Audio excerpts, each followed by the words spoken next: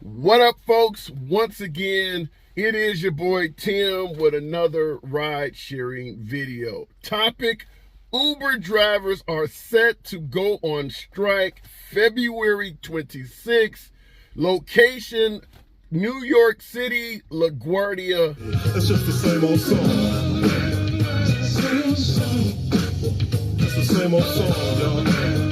Same song. All around the world, same song. It does not matter what market we're talking about or even what country the market is located in. If there are Uber and Lyft drivers in that market, there's a really good chance they are protesting the lackluster concerns for our safety and the low wages that rideshare drivers are earning.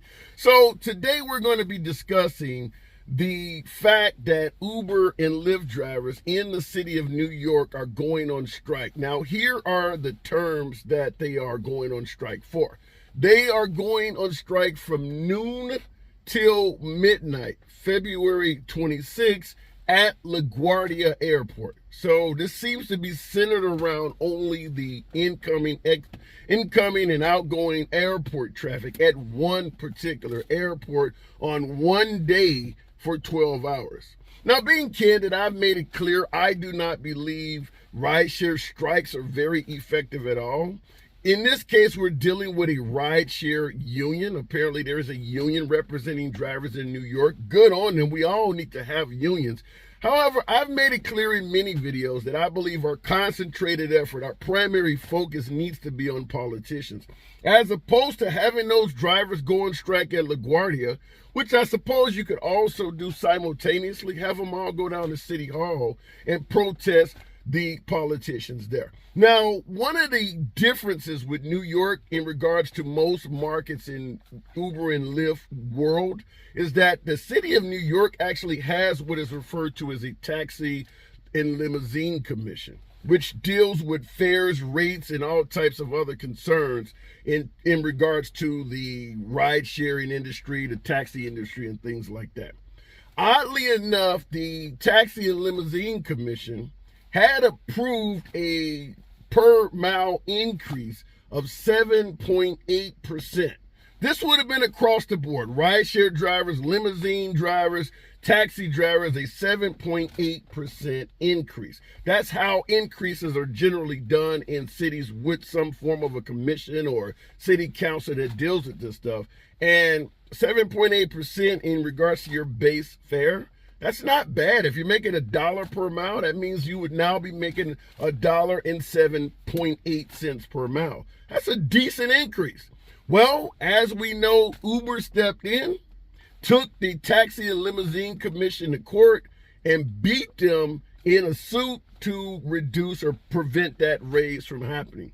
Meaning that if we were living in a time before Uber and Lyft existed, the taxi drivers and limousine drivers in that city would have got a 7.8% increase. So as Uber has come in, not only pushed the taxi business out of the city, the few remaining taxi drivers that are there, they are fighting in court to prevent them from getting a raise because this lawsuit beat everybody. So that's what Uber has done to us who, operate in terms of driving passengers from point A to point B.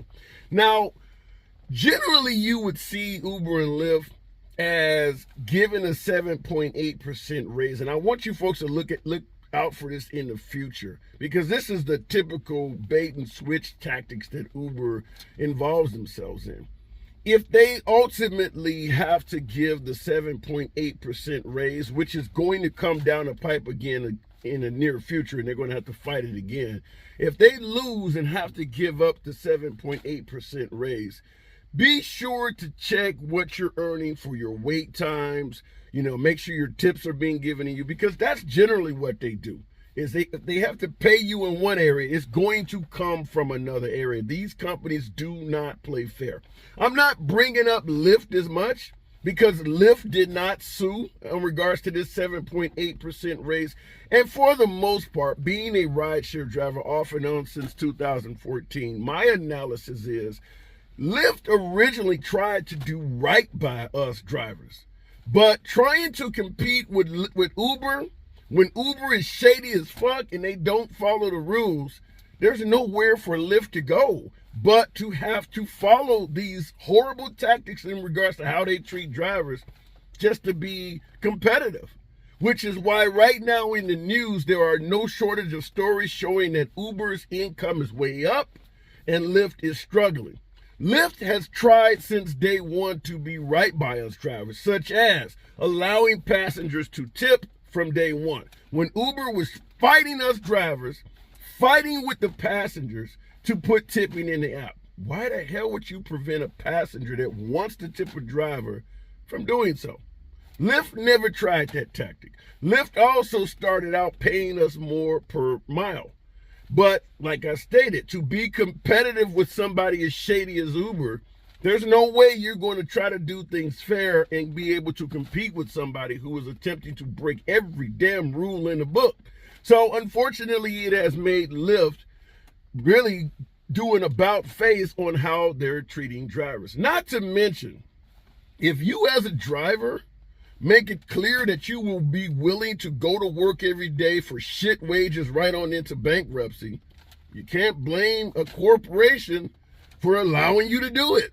If he doesn't give a shit about how much he's earning, why should we? And that has been the mindset of rideshare companies, which is why I often state, even if we get a new company, there are new companies on the books, Hum, Rides, some of these other new companies. My guess is they are eventually going to follow the way of Uber in the future, because drivers are showing them you really don't have to pay us shit and we'll continue to show up. That needs to change. But shout out to the drivers in New York for this strike. I don't personally believe the focus is being properly placed just simply on the passengers at LaGuardia. It needs to be more widespread. I mean, that doesn't stop some of the passengers from maybe walking a few blocks away from the airport when they get home and, requesting a trip from there. And you could literally go around the strike. It's only from noon till midnight, so it's only a short period of time. I've been on strikes before, being candid. I used to work for United Parcel Service, and I was an International Brotherhood of Electrical Workers, IBEW, for AT&T in Chicago. I've been personally on strikes. One thing we always did when we went on strike, we never told no damn body when the strike was going to end. The point is, either you fix the shit we're complaining about or we're not coming back to work. We don't tell you we're going to come back on Friday whether you fix it or not. There is no motivation to fix what the hell you're going through if your employer knows you're going to show back up to work no matter what. We just have to simply sit through the strike period and they're all coming back. That makes no sense at all. But every single strike that rideshare drivers have taken upon themselves to initiate, they announce the ending period before the strike even begins. You don't think the corporations just simply go ahead and plan for that shit? Okay, maybe rats are going to be short during this period of time. Or maybe they increase bonuses between 12 noon and midnight around LaGuardia. Is probably going to be surge pricing. Or they'll just simply offer the drivers a few extra bonuses to get folks to break the strike. This is ridiculous. There's a point I'm trying to make. Anyhow, I hate that I even have to make these type of videos, because at the end of the day, us drivers are all banding together trying to get this shit improved. But this is just not the way to do it. And any union out of New York City should realize that they're doing this the wrong way. Any union worth their salt should realize we should be targeting politicians, not giving strikes where we actually tell the people when the damn strike is going to end. I just don't understand it. Maybe I'm getting this wrong. My drivers in the comments, let me know where the hell I'm making a mistake at. A lot of you folks believe strikes work. What do you think? Scale to 1 to 10. 10 being super effective. How effective you believe this LaGuardia strike will be? I'm going to probably put it down there. I have a hard time giving it a 2. I would probably put it between a 0 and 2. That's how little of an effect I personally believe it will have. I've been around since 2014. I've been posting strikes, discussing strikes around the country since at least 2016. And our drivers were making a hell of a lot more in 2016 than they do now. So despite the numerous strikes that we have been initiating against Uber and Lyft, the pay has continually went down.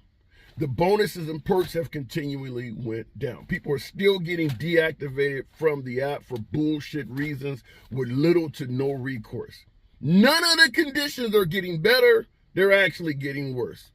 Strike at LaGuardia, February 26th, noon till midnight. You let me know what you think. And as always, subscribe to the damn channel.